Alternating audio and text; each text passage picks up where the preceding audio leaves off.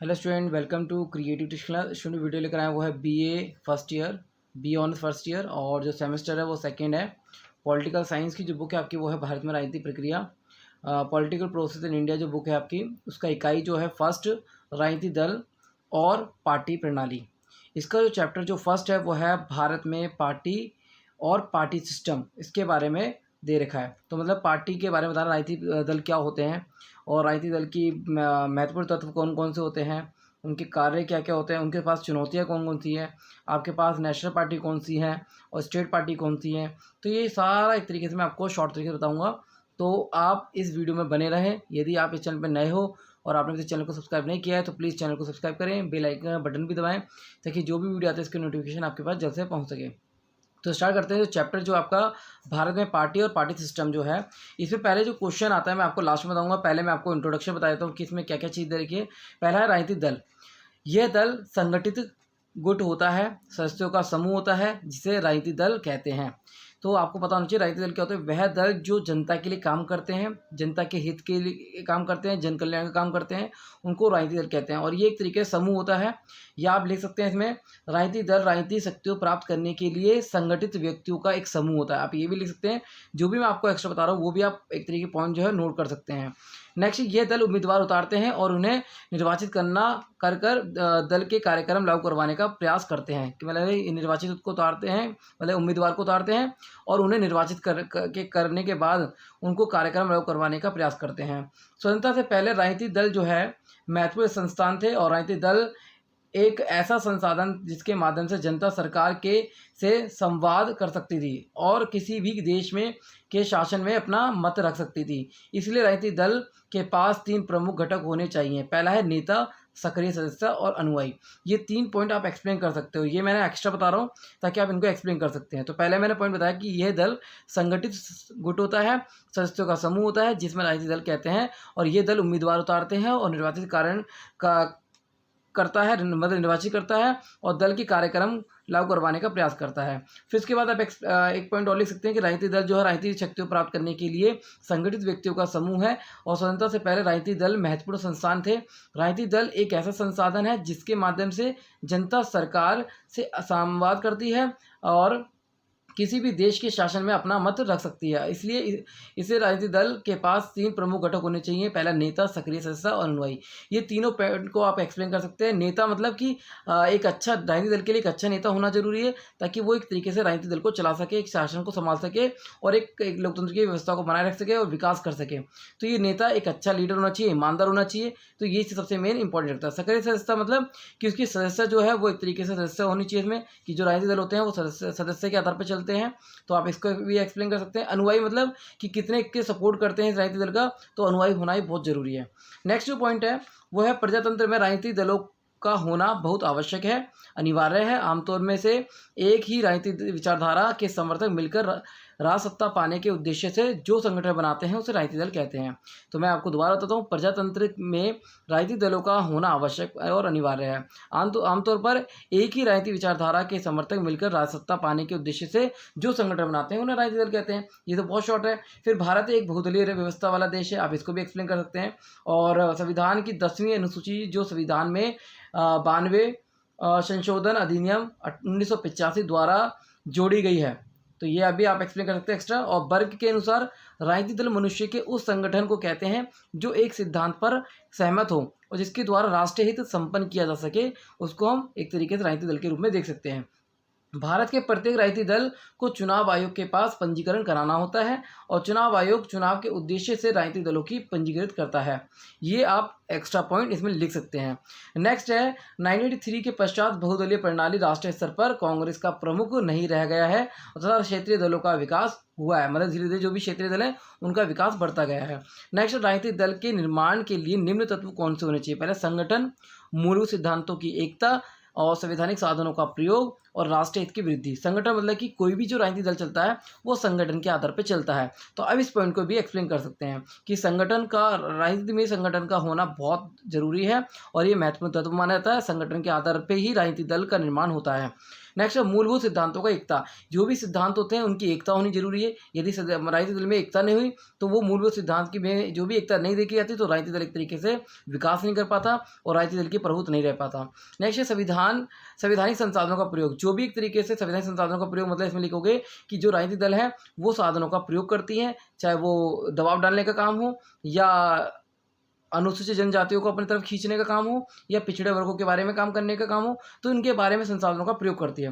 राष्ट्रीय हित की वृद्धि मतलब कि जो राजनीतिक दल होते हैं उनका मुख्य उद्देश्य यही होता है कि राष्ट्रीय हित में काम करना। नेक्स्ट है राजनीतिक दलों के सामने चुनौतियां क्या हैं। सबसे मेन इंपॉर्टेंट पॉइंट है पहली पार्टी के भीतर आंतरिक लोकतंत्र का ना होना। मतलब सबसे पहले कि राजनीतिक दलों के अंदर आंतरिक लोकतंत्र का ना होना, ये सबसे बड़ी चुनौती है। वंशवाद की जो भी दल होते हैं वो वंशवाद के आधार पर होते हैं, ये भी चुनौती सामने रहती है।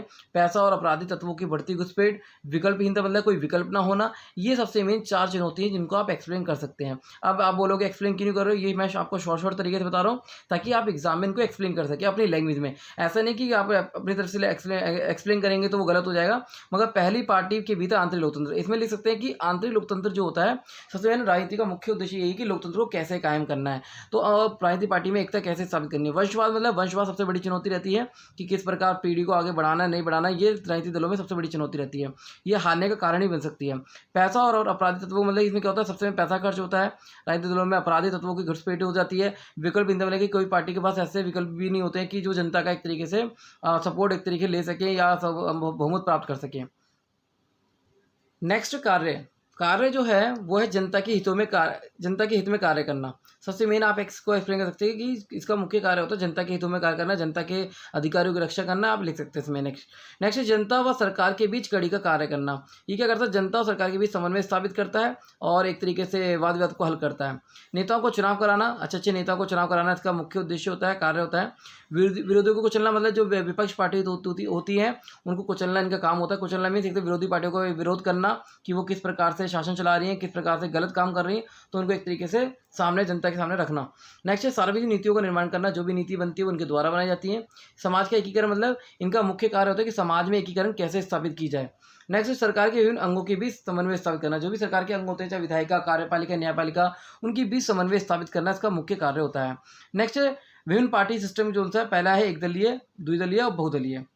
अब मैं आपको बताता हूँ एक दलीय क्या होती है। एक दलीय शासन प्रणाली वहाँ होती है जहाँ पर एक शासन चलाया जाता है एक ही के द्वारा। जैसे चीन मैंने आपको एग्जाम्पल में लिख रखा है, आप इसको एक्सप्लेन कर सकते हैं कि एक दलीय व्यवस्था क्या है। तो भारत में से समय बहुत जब देश आज़ाद हुआ तो एक दलीय सिस्टम प्रणाली स्टार्ट हुई थी, फिर धीरे धीरे वो बढ़ती चली गई। मगर ऐसा नहीं कह सकते कि भारत एक दलीय देश है, भारत एक बहुदलीय देश है।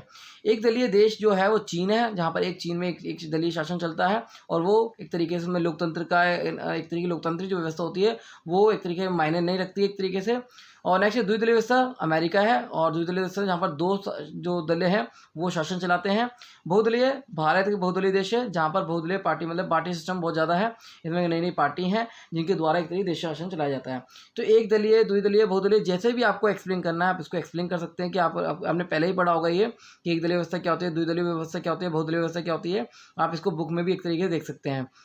नेक्स्ट है, अब आते हैं कि भारत जो है राजनीतिक दल जो है, राष्ट्रीय दल जो है, राष्ट्रीय दल के पास देशव्यापी व्यापक आधार संरचना है और वह लोकप्रिय अपील की अवधारणा पर कार्य करते हैं। भारत में 7 राष्ट्रीय दल हैं जिसमें आपको मैं कुछ एक्सप्लेन करूंगा।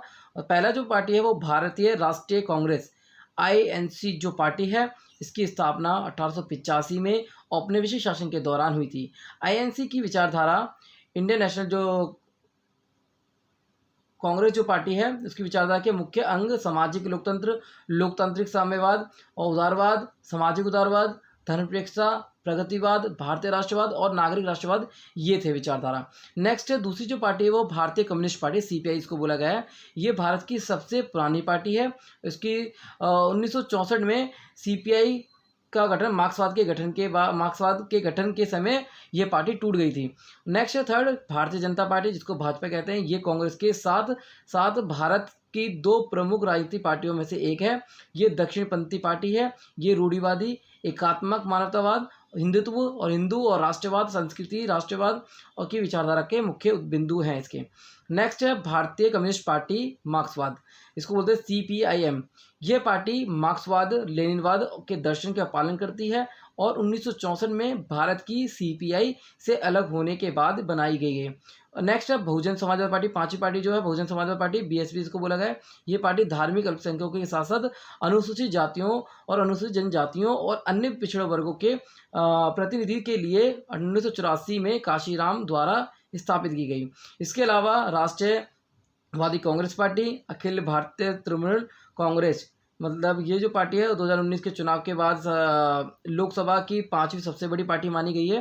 तो ये जो पार्टी मैंने आपको स्टार्टिंग में बताया, तो आप इनको भी एक्सप्लेन कर सकते हैं कि भारतीय राष्ट्रीय दल कौन से हैं, उनमें से आप 2 करो 5 करो उनको एक्सप्लेन कर सकते हैं।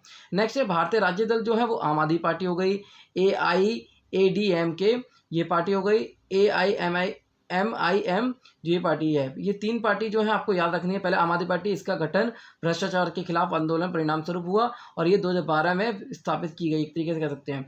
ये IADMK ऑल इंडिया अन्ना द्रविड़ मुनेत्र कड़गम पार्टी तमिलनाडु और पांडिचेरी के क्षेत्र की क्षेत्रीय राजनीति पार्टी है। इसकी स्थापना 1972 में MG रामचंद्र ने की थी। और AIMIM जो है द ऑल इंडिया मजलिस इत्तेहाद उल मुस्लिमी एक इस्लामी पार्टी है। इसकी स्थापना 1927 में की गई। AGP जो पार्टी है और एक BJD पार्टी है। इसके अलावा और भी पार्टी हैं जिनको एक्सप्लेन कर सकते हैं, मगर ये 3 पार्टी बहुत इंपॉर्टेंट, जिनको आप एक्सप्लेन कर सकते हैं। तो इसमें मैंने आपको बताया कि राजनीतिक दल होते क्या हैं। तो क्वेश्चन जो आता है वो है राजनीतिक दल होते क्या हैं, राजनीतिक दल की विशेषता क्या है और उनके बाद चुनौतियाँ क्या हैं, कौन कौन सी राष्ट्रीय दल पार्टी हैं, कौन सी एक तरीके से राज्य दलीय पार्टी हैं। इनको मैंने आपको बहुत शॉर्ट तरीके से बताया है और आप इनको भी एक्सप्लेन कर सकते हैं। तो उम्मीद करता हूँ कि वीडियो अच्छी लगी, इसको लाइक और शेयर जरूर करें। धन्यवाद।